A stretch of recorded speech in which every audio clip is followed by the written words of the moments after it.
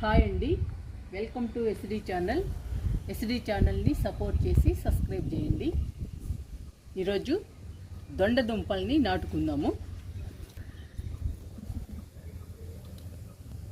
ఇవండి దొండ దుంపలు.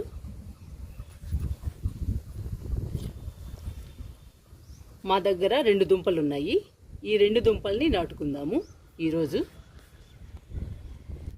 దొండ దుంపల్ని నాటుకోవడానికి మట్టి కలుపుకుందాము. 50% మట్టి, 30% కంపోస్టు, 10% ఇసుక, 10% వరి పొట్టు, కొంచెం వేపపిండి కలిపామండి మట్టిలో. ఇప్పుడు ఈ మట్టి కలిపి దొండ దుంపల్ని నాటుకుందాము. అన్నీ మిక్స్ అయ్యేటట్టు కలపాలండి మట్టిని.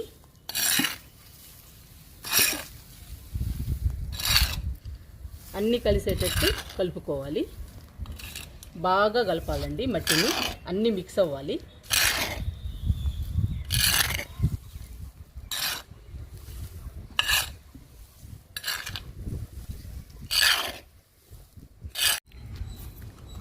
దొండ దుంపల్ని ఈ బకెట్లో నాటుకుందాము. బకెట్ అడుగు భాగంలో ఎండుటాకులు వేసాను. ఇప్పుడు మట్టితో ఈ బకెట్ నింపుకుందాము.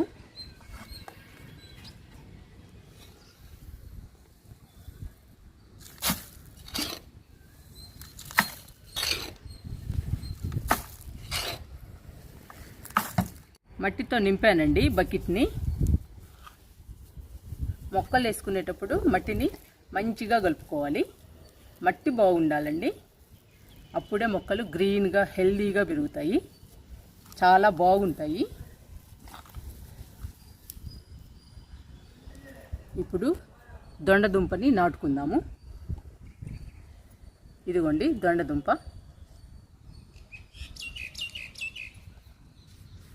నాటుతున్నాను.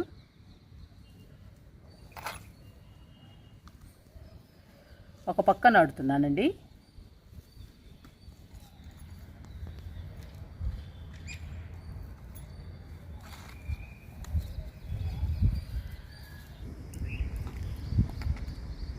అయిపోయిందండి నాటటం.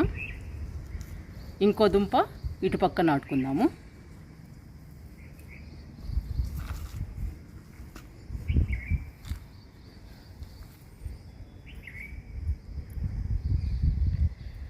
ఇదిగోండి రెండవ దుంప. ఈ దుంపని ఇటుపక్క నాటుకుందాము.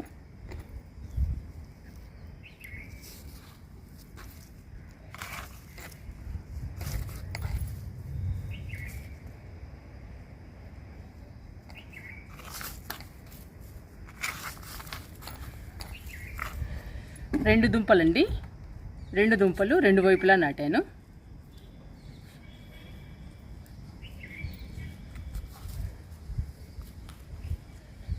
ఇంకొంచెం మట్టి వేసుకుందాము.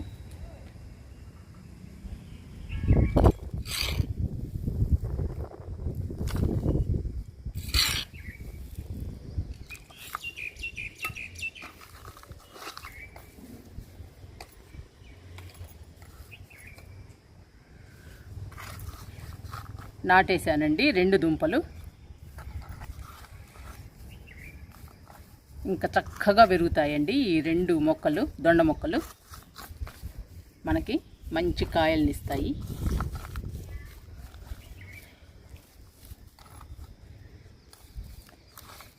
వాటర్ పోద్దామండి. ఇంకా మొక్కలు గ్రీన్గా హెల్దీగా ఉండాలంటే మట్టిని మంచిగా తయారు చేసుకోవాలి. మట్టిని మంచిగా తయారు చేసుకోవటం వలన ఫ్లవర్స్ చూడండి ఎలా వచ్చాయో. ప్రతి మొక్కకి గుత్తులు గుత్తులుగా పూసేయండి, చాలా బాగున్నాయి. ఎండలైనా కానీ బాగా వచ్చాయండి పూలు. పూలే కాదండి, కాయలు కానీ, ఆకుకూరలు కానీ, కాయగూరలు కానీ, పండ్లు కానీ అన్నీ బాగా వస్తాయండి మట్టి మంచిగా కలుపుకుంటే.